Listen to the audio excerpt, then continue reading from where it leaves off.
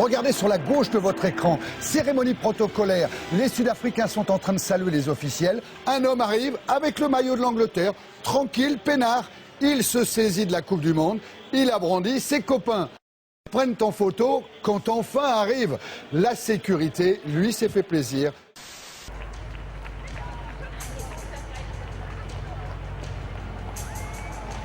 Kipto thought the runners-up podium was his, but he was shocked when another athlete overtook him at the 11th hour and took those honours. And there has been a bit of a coup at the finish line.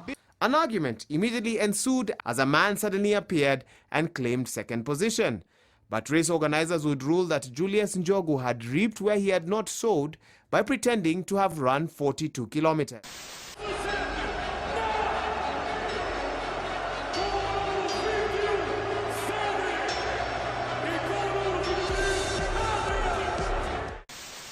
Voici le site internet complètement bidon d'un footballeur amateur qui a réussi à se faire embaucher par le plus grand club de foot de Bulgarie. L'imposteur s'appelle Greg Axelrod, un Parisien de 27 ans totalement inconnu. Son seul exploit, être parvenu à faire croire qu'il avait joué au PSG et à River Plate en Argentine. En Bulgarie, les dirigeants du CSKA n'y voient que du feu et décident de le prendre à l'essai. Mais un fan un peu trop curieux découvre la supercherie et le sportif en herbe est finalement exclu. La fin d'un rêve qui aura seulement duré 2 jours. Sur le site web du club bulgare, plutôt embarrassé de s'être fait avoir, plus aucune trace du joueur français.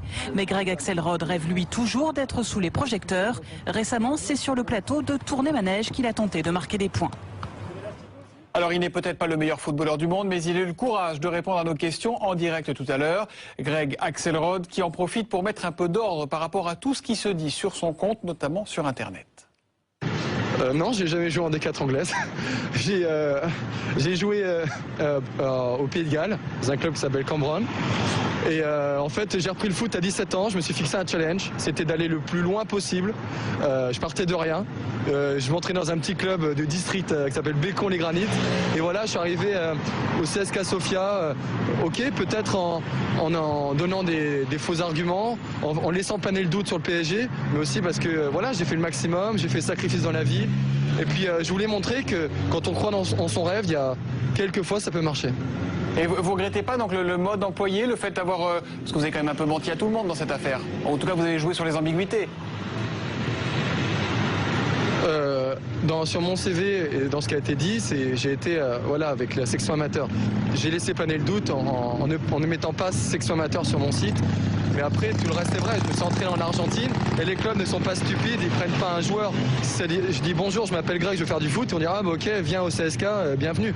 C'est quelqu'un qui m'a vu jouer en Argentine, parce que je m'entraînais là-bas, qui m'a envoyé au club du CSKA Sofia, tout simplement. Et après, quand on vient pas de la filière classique, c'est très très difficile voilà, de signer un contrat professionnel dans un grand club. J'ai peut-être vu trop grand, mais j'ai tenté. Et si ça avait marché, ça aurait été fantastique. Vous avez 27 ans aujourd'hui, hein, je crois. Est-ce que vous avez encore des espoirs de faire carrière dans le foot, ou est-ce que maintenant c'est fini, c'est plié? C'est difficile pour moi. Là, je suis un peu sorti du football. Je m'entraîne avec un préparateur physique. Après, on ne sait jamais. Mais bon, pour moi, ce qui est le plus important, c'est que j'ai tenté, j'ai fait tout ce que je pouvais. J'ai mis beaucoup de choses de côté, j'ai fait un de sacrifices. Et puis, voilà, le CSKA, c'est ma chance. Si j'ai été, je suis resté 3 jours d'entraînement. Si je suis parti, c'était pas du tout à cause du niveau sportif. C'était parce qu'il y a des forums qui sont amusés, voilà, à parler aux journalistes bulgares.